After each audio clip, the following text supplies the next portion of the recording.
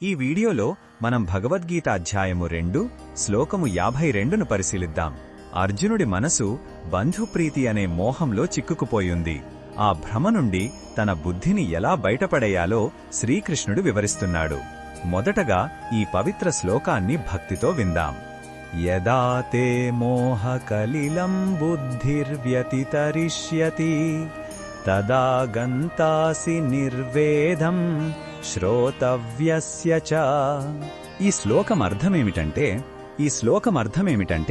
ఓ అర్జునా, ఎప్పుడైతే నీ బుద్ధి మోహమనే చిక్కటి అడవిని లేదా బురదను పూర్తిగా దాటుతుందో అప్పుడు నీవు ఇంతకు ముందు విన్న విషయాల పట్ల ఇంకా వినబోయే విషయాల పట్ల కూడా ఉదాసీనతను పొందుతావు.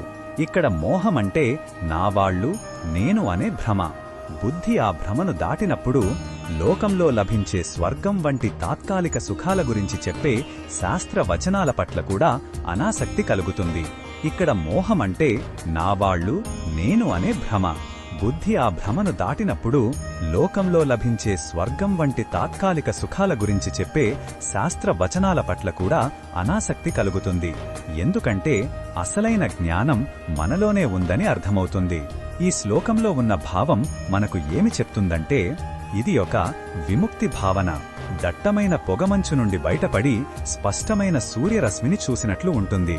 మనసులోని గందరగోళం తొలగిపోయి ఒక ప్రశాంతమైన నిశ్చలత్వం ఏర్పడుతుంది. బయటి ప్రపంచపు శబ్దాలు, అభిప్రాయాలు మనల్ని ప్రభావితం చెయ్యలేని ఒక ఉన్నత స్థితికి చేరతాము. ఈ బోధనను మన దైనందిన జీవితంలో ఎలా ఉపయోగించుకోవచ్చంటే, మన చుట్టూ ఎన్నో రకాల సమాచారం, అభిప్రాయాలు ఉంటాయి.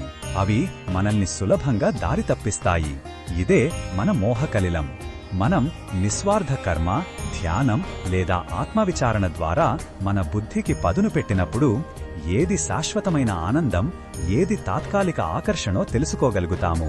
అప్పుడు అనవసరమైన విషయాల పట్ల ఆసక్తి తగ్గి మన జీవిత లక్ష్యం మీద దృష్టి నిలుస్తుంది.